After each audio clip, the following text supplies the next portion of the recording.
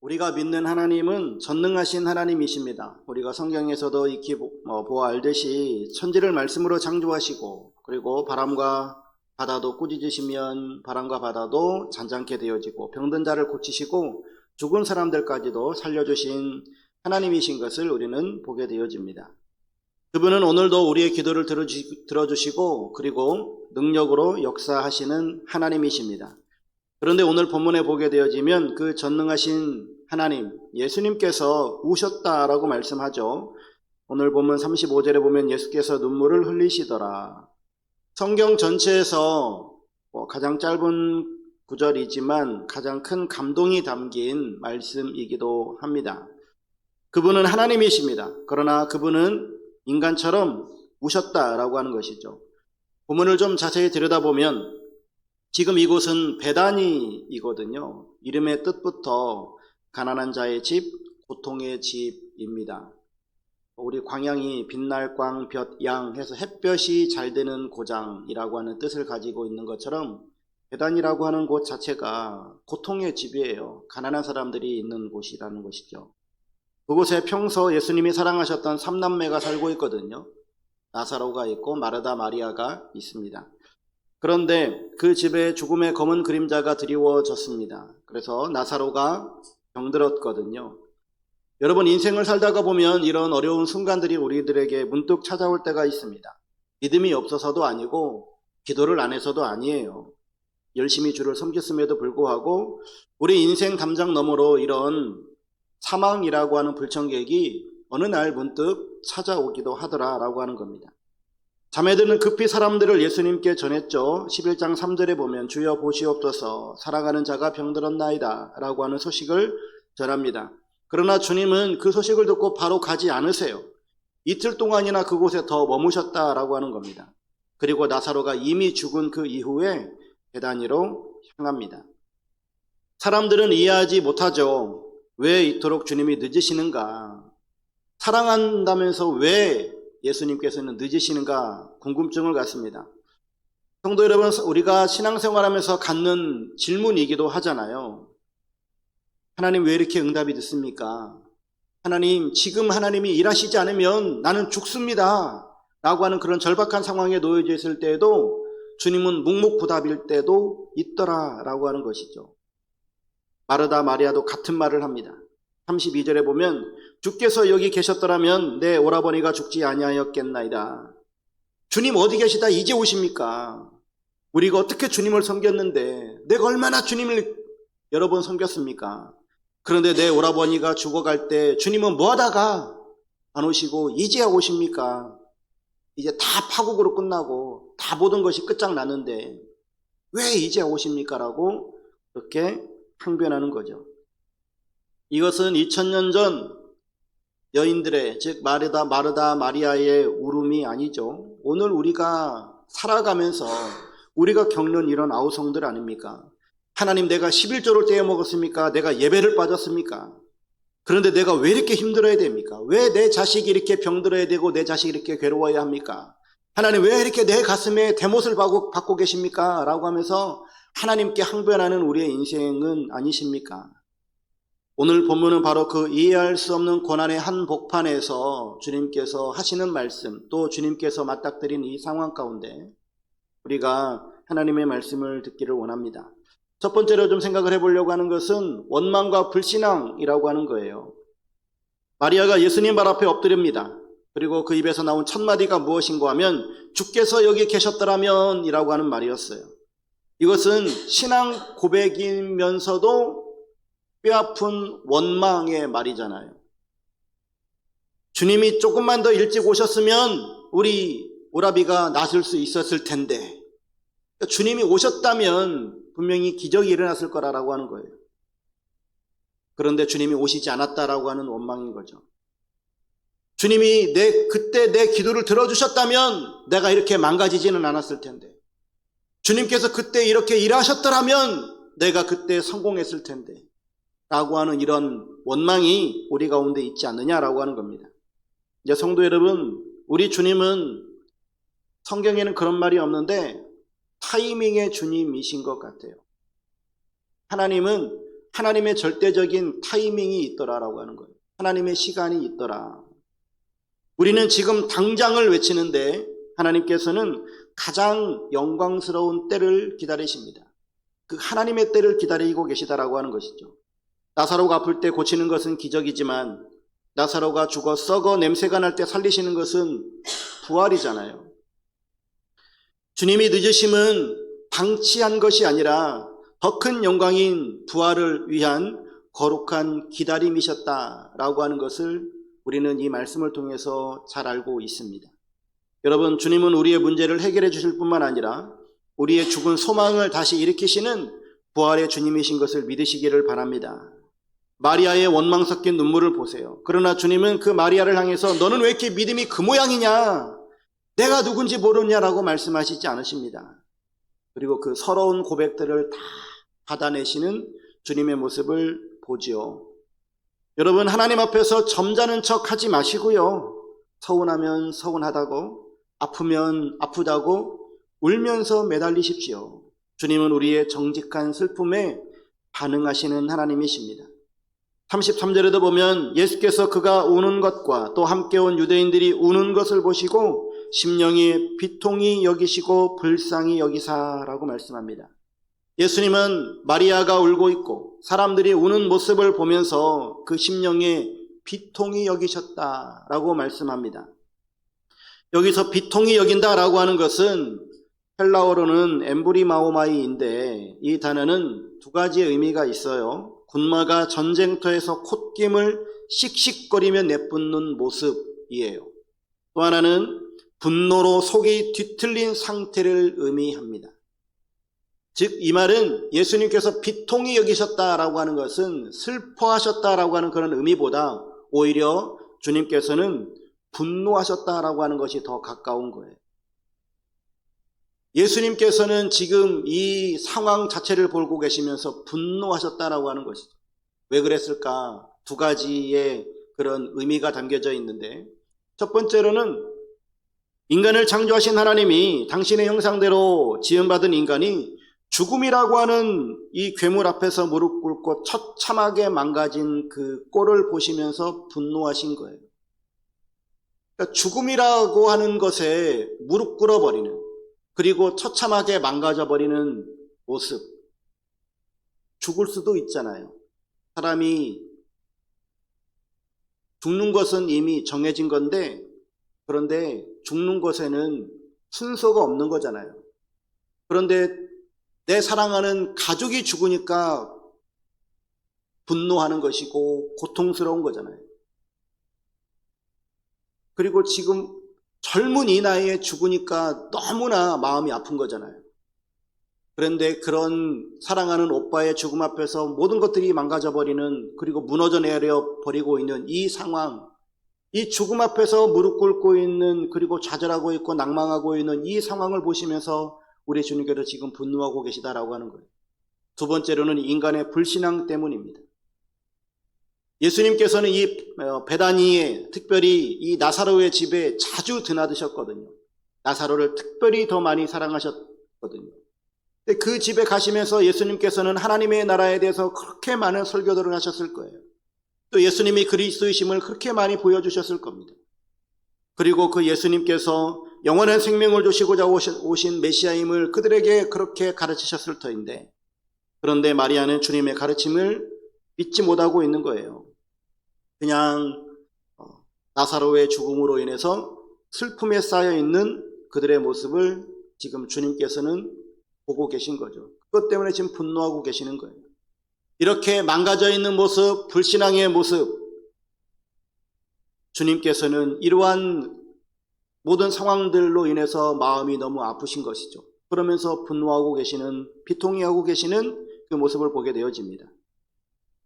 또 여러분, 예수님께서는 예루살렘에 입성하실 때도 우셨습니다. 누가복음 19장 41절에 보면은 그러한데, 유대인들이 예수님의 권고를 듣지 아니하고 주님을 대적하는 불신앙 때문에 우시는 모습들도 봅니다. 여러분들이 성경을 읽어보셔서 알고 계시겠지만 예수님께서 성경 복음서에서 보면 예수님께서 호탕하게 웃으셨다라고 하는 본문을 찾아보신 적 있으십니까? 예수님께서 웃으셨다. 본문 보신 적 있으세요? 한 번도 없어요. 그러면 예수님은 나서 죽을 때까지 한 번도 웃으시지 않으셨던 것일까요? 분명히 그러진 않으셨을 텐데, 그런데 희한하게도 주님께서는 웃으셨다라고 하는 말씀이 없어요. 왜 그러하실까? 우리는 잘 알지 못합니다.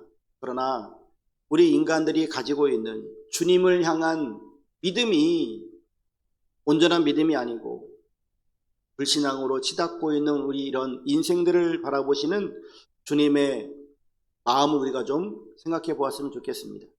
그렇다면 주님을 기쁘시게 해드리는 것은 무엇일까요? 바로 주님을 향한 믿음을 가질 때, 믿음을 보일 때 우리 주님께서는 기뻐하시는 줄로 믿습니다. 주님 말씀을 믿고 순종하는 삶, 즉 주님의 말씀에 실천하는 삶을 살아갈 때 우리 주님은 기뻐하신다라고 하는 것이죠. 하나님을 기쁘시게 해드릴 수 있는 것은 믿음이다라고 분명히 성경은 말씀해 주고 있습니다. 믿음은 동의어가 충성이거든요. 믿음이라고 하는 단어가 동의어가 충성이에요. 믿음은 충성이거든요. 우리가 믿는다라고 할 때는 거기에는 반드시 충성이라고 하는 요소들이 더불어 가죠. 그럼 우리가 이제 무엇을 믿느냐가 이제 중요한데, 지금 믿음에 관한 말씀을 나눌 건 아니니까 그냥 간략하게만 말씀을 드리면, 우리는 예수께서 우리의 그리스도가 되심을, 우리의 구원자가 되심을 우리는 믿어야 됩니다. 예수께서 그리스도이심을 믿는 것은 영접을 통해서 우리는 믿음을 가질 수 있어요. 즉 예수님 앞에 내 생명을 의탁하는 것, 이러한 영접을 통해서 우리는 주님을 그리스도로 믿습니다. 그리고 우리가 주님을 믿는다라고 할 때는 거기에는 반드시 예수님이 나의 왕이십니다 라고 하는 이 고백이 따라와야 되고, 이런 삶의 기본이 따라가야 돼요. 예수님은 나의 왕이십니다. 나의 주이십니다. 즉 이것은 나의 주권을 그분께 맡기는 거죠. 그래서 내 모든 삶을 그분께 맡기는 삶을 살아가는 거예요. 그리고 이것은 어쩌면 외형적으로는 잘 보여지지 않는 내 내면에서 구축되어져 있는 어떤 신앙의 원리잖아요. 예수님은 나의 구원자이십니다. 예수님은 나의 왕이십니다.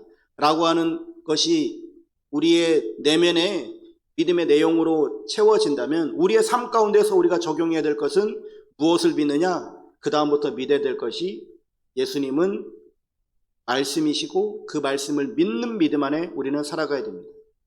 예수님은 믿는다라고 그러는데 성경을 읽지 않아요. 예수님을 믿는다라고 그러는데 말씀대로 살아가지 않아요. 그거는 믿음이 없는 대표적인 케이스예요. 믿음이 없기 때문에 예수님의 말씀을, 하나님의 말씀을 읽지 않는 것이고, 예수님을 믿지 않기 때문에 우리는 기도하지 않는 거거든요. 그런데 자기는 예수님을 믿는다라고 착각을 해요. 여러분, 하나님을 믿는다라고 하는 것은 우리가 예수는 그리스도시다라고 하는 것, 예수님이 나의 왕이시다라고 하는 것, 그리고 그 주님이 말씀하신 그 말씀을 믿는 신앙 안에서 우리가 나아가야 되겠죠.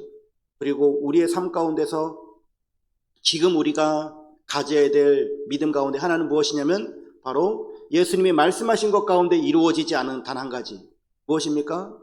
재림이에요. 재림을 믿는 믿음으로 살아가는 거예요. 많은 기독교인들에게 물어보십시오. 재림을 믿으십니까? 예, 믿습니다. 그럼 예수님이 지금 당장 오시면 아멘 할렐루야 하시겠습니까? 라고 묻는다면 과연 어떻게 대답할까요? 참 이게 우리 기독교인들의 아이러니이기도 한데요.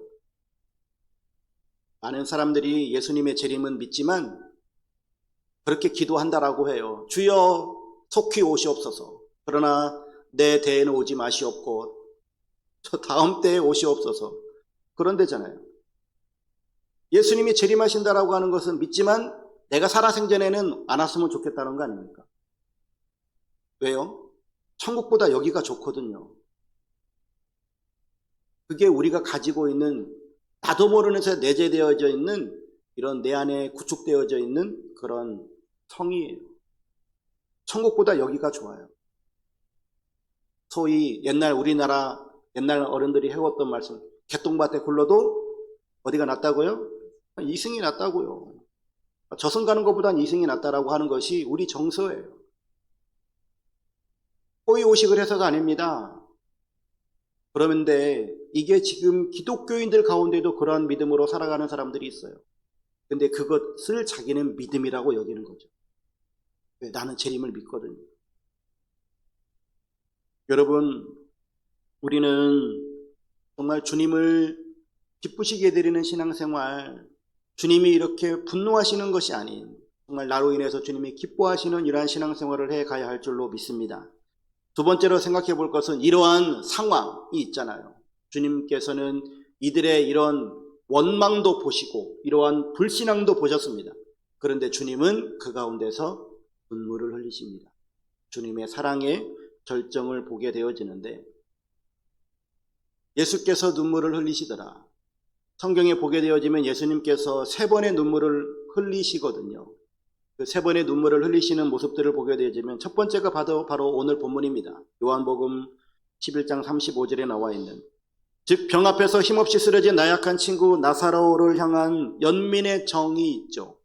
그리고 더불어서 오빠를 잃은 두 자매의 억제할 수 없는 슬픔 앞에서 예수님은 그 고통을 지금 함께 나누고 계십니다. 예수님은 곧 나사로를 살리실 거거든요. 이 사람들이 다 이렇게 울고 있어도, 슬픔에 휩싸여 있어도 예수님은 스스로 아시잖아요. 5분 후면은 나사로가 살아서 나올 거예요. 그걸 아세요. 그걸 아신다면 막 마음속에서 기뻐야 되지 않을까요? 야야야, 울지 말아야. 야, 걱정하지 마라. 해야 될 거 아니겠어요? 저 같으면 그럴 것 같거든요. 5분 후에 이러한 것을 짠 하고 보여줄 것 같으면 거기서 울 필요가 없는 거잖아요. 그런데 예수님은 그 자리에서 울고 계십니다. 예수님께서 참 신이시오 참 인간이신 그분께서 이 땅에 오셔서 사람들과 함께 살아가고, 또 지금 이 시대에 우리와 동행하시고 우리의 삶에 깊이 개입하시면서 우리를 이끌어 가시면서, 주님을 묵상해 보면 주님은 소위 우리 현대 젊은이들이 말하는 것처럼 F예요. T가 아니고 F예요. 아주 FFF예요. 극 공감하시는 예수님이신 것 같아요. 우리를 깊이 공감하십니다. 우리의 그 슬픔에 깊이 공감하시는 예수님이세요. 소위 인간이 인간됨을 가지고 살아가는 것, 휴머니즘이잖아요. 믿음이 있다라고 하는 것은 휴머니즘을 가지고 살아가는 거예요. 즉 인간으로서 마땅히 가져야 될 그런 마음 자세를 가지고 살아가야 된다라고 하는 겁니다. 휴머니즘이 믿음은 아닙니다. 그러나 믿음을 가진 사람이라고 한다면 휴머니즘이 있어야 돼요. 즉 다른 사람들에 대해서 깊이 공감할 수 있어야 된다라고 하는 것이죠. 야고보서에서도 너희 중에 고난당하는 자가 있느냐 그는 기도할 것이요 즐거워하는 자가 있느냐 그는 찬송할지니라라고 말씀해주고 있습니다. 예, 고난당하고 계십니까? 주님께 기도하십시오. 그러면 주님께서 그 고난을 깊이 알고 계시고 그 고난에 우리 주님도 함께 동역하실 것입니다. 동참하실 거예요. 또한 기쁜 일이 있으십니까? 찬송하십시오. 그 주님께서도 함께 기뻐하시는 하나님이십니다. 근데 주님께서 그러하시다라고 한다면 우리도 그 주님을 본받아야 되잖아요. 그래서 로마서 12장 15절에 말씀하십니다. 즐거워하는 자들과 함께 즐거워하고 우는 자들과 함께 울라. 그분이 먼저 우셨기 때문에 우리도 함께 울 수 있어야겠고, 그분이 함께 기뻐하시기에 우리도 또한 함께 기뻐하는 이러한 삶이 되어야 되겠죠. 즉 우리가 신앙생활하면서 예수님께서 흘리신 그 공감의 눈물, 우리도 또한 세상을 살아가면서 이런 공감의 눈물을 흘려야 할 줄로 믿습니다. 하나님은 우리의 눈물을 보십니다. 또한 우리의 눈물을 기억하십니다. 우리도 세상 살아가면서 누군가의 상처를 보고 마음이 아프시다면, 또 교회의 아픔을 보고 울어본 적이 있으신지 우리 자신들에게 한번 질문을 던져보고, 지금 우리가 살아가는 이 광양 땅에서 내 주변에 있는 사람들이 혹 아파하고 있는지, 괴로워하고 있는지, 예수님은 그들과 함께 공감하고 계시는데 나는 지금 그 공감에 동참하고 있는지, 우리도 마땅히 공감하면서 살아가야 할 줄로 믿습니다. 두 번째로는요, 예수님이 공생애 중에서 우셨던 두 번째 기록을 보면 누가복음 19장에 나오는데, 예루살렘으로 입성하시는 예수님께서 예루살렘의 멸망을 바라보시면서 우시는 내용들이 있습니다. 이 눈물은 동족인 이스라엘을 향한 눈물이고요, 자기 민족을 향한 뜨거운 애국심이 담겨져 있는 눈물입니다. 예수님께서 예루살렘을 향하여 가시면서 말씀하십니다. 예루살렘아 예루살렘아 선지자들을 죽이고 내게 파송된 자들을 돌로 치는 자여, 암탉이 제 새끼를 날개 아래에 모음같이 내가 너희의 자녀를 모으려 한 일이 몇 번이냐. 그러나 너희가 원하지 아니하였도다라고 한탄하셨습니다. 예수님은 성육신 하심으로 이 땅에 구원을 주러 오셨습니다. 그런데 그 구원을 이루어 가시는 하나님의 계획에 동역하실 때에 바로 이스라엘이라고 하는 그 나라를 통해서 오셨고, 이스라엘은 예수님의 고국이에요. 사랑하는 동족이었습니다. 그 예루살렘을 바라보시면서, 자신의 조국 이스라엘을 바라보시면서 예수님은 눈물을 흘리셨다라고 하는 것이죠. 다시 말하면 이것은 그 나라로 한정해 놓고 보면 예수님은 애국심의 눈물을 흘리신 것이죠. 그런 애국심이 신앙은 아닙니다. 그러나 신앙을 가진 자라면 마땅히 애국심을 가지고 있어야 되겠죠. 우리의 신앙 안에서 나는 이 땅 대한민국을 사랑하는 이 애국심이 표현되어져 있는가, 애국심이 포함되어져 있는가, 우리는 생각을 해보아야만 합니다. 성경에 등장하는 위대한 믿음의 신앙의 일꾼들을 보십시오. 그들은 정말로 뜨겁게 조국을 사랑하던 사람이었습니다. 구약의 대표적인 인물이었던 모세는 금송아지를 섬김으로 무서운 죄를 범한 자기 동족들을 위해서 하나님 앞에 용서의 기도를 드리는데, 그것이 이루어지지 않는다면 자신의 이름이 생명책에서 지워지는 것조차도 하나님 앞에 요구할 정도로 그러한 기도를 드립니다. 자기의 구원을 포기하면서까지 하나님 앞에 기도를 하더라라고 하는 거예요. 바울 역시 자기 동족 이스라엘을 위한 큰 근심과 마음에 그치지 않는 고통이 있음을 고백합니다. 자신은 자신의 고륙 친척을 위하여 자신이 저주를 받아서 그리스도에게서 끊어질지라도 민족의 구원을 원한다라고 기도하고 있습니다. 여러분, 예수님은 이렇게 나라를 위해서 기도하셨습니다. 우리 또한 믿음의 선배들도 이렇게 나라를 위해서 기도하고 나라를 위해서 비통해하는 이런 마음을 가졌습니다. 우리도 나라와 민족을 위해서 울며 기도할 수 있어야 할 줄로 믿습니다. 세 번째로 예수님께서 공생애 중에 기도하셨던, 그러면서 우셨던 내용들을 보면 겟세마네 동산에서의 기도입니다. 겟세마네 동산, 복음서에서 보면 예수님께서 우셨다라고 말씀하지 않는데, 히브리서 5장 7절에 보면 그는 육체에 계실 때에 자기를 죽음에서 능히 구원하실 이에게 심한 통곡과 눈물로 간구와 소원을 올렸고 그의 경건하심으로 말미암아 들으심을 얻었느니라 라고 말씀하고 있습니다. 그러니까 이 복음서에서는 십자가를 앞에 놓고 겟세마네 동산에서 기도하실 때 이마에서 흐르는 땀방울이 핏방울처럼 변했다, 땀이 땀방울이 핏방울처럼 변했다라고는 표현하나 눈물을 흘렸다라고는 표현하지 않는데, 히브리서에서는 심한 통곡과 눈물로 간구와 소원을 올렸다라고 말씀해주고 있습니다. 십자가를 앞에 둔 예수님의 마지막 기도 속에는 심한 통곡과 눈물이 있었다라고 하는 거예요. 이 눈물은 어떠한 눈물일까요? 아담 이후 죄악으로 인해서 죽을 수밖에 없는 인류의 절망적인 그런 운명 앞에서 흘리는 이런 비통의 눈물일 거예요.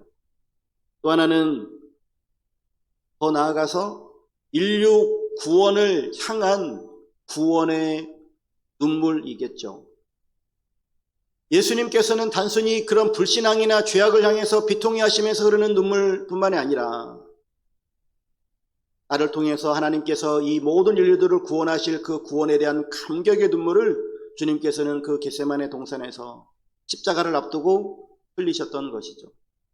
예수님께서는 이렇게 세 차례 오셨습니다. 베다니의 눈물이 있었죠. 내 형제 자매의 아픔에 대한 휴머니즘, 즉 공감의 눈물이 있었습니다. 예루살렘을 향한 눈물이 있었습니다. 나라와 민족을 향한 애국심의 눈물이 있었어요. 또한 겟세마네의 눈물이 있습니다. 인류 구원, 내 형제 자매의 그 멸망을 바라보시는 그 비통함의 눈물일 뿐만 아니라 주님을 통해서 구원을 이루실 그 구원의 눈물, 그 감격의 눈물을 주님께서는 흘리셨습니다. 말씀을 위했습니다. 사랑하는 성도 여러분, 오늘 여러분들의 마음속에 나사로의 무덤과 같은 것은 혹 없으십니까? 나만이 가지고 있는 그 문제와 아픔, 여러분들의 가정, 또 사회 속에서 일어나고 있는 정말 죽은 지 나흘이나 된 것과 같은 그런 도저히 회복 불가능한 것과 같은, 그래서 내 마음이 이미 무너져 버리고 더 이상은 회복 불가능할 것 같은, 이것이 부부관계일 수도 있고 건강이 될 수도 있고 질병이 될 수도 있고 가난이 될 수도 있고 그리고 죄의 습관이 될 수도 있겠죠. 주님이 오늘 그 무덤 앞에 서 계십니다. 그리고 주님은 눈물을 흘리고 계십니다. 그 눈물은 여러분들을 정죄하는 눈물이 아니고요. 여러분들을 불쌍히 여기고 여러분을 다시 살리기를 원하시는 사랑의 눈물인 줄로 믿습니다. 사랑하는 성도 여러분, 주님의 눈물이 여러분의 심령에 흐를 때에 여러분들의 삶에는 다시 꽃이 피고 열매가 맺게 되어질 줄로 믿습니다. 그 예수님의 그 눈물은 나를 향하신 사랑일 뿐만 아니라 그 눈물 때문에 예수님은 십자가로 가셨고 또한 부활로 완성을 이루십니다. 주님은 오늘도 우리를 살리시는 주님이신 것을 믿으시고 그 주님의 이 눈물과 더불어 우리도 어떤 세상 속에서 그 사랑을 받은 자로서 사랑을 흘려보낼 줄 아는 배고복된 삶이 되시기를 주의 이름으로 축원합니다.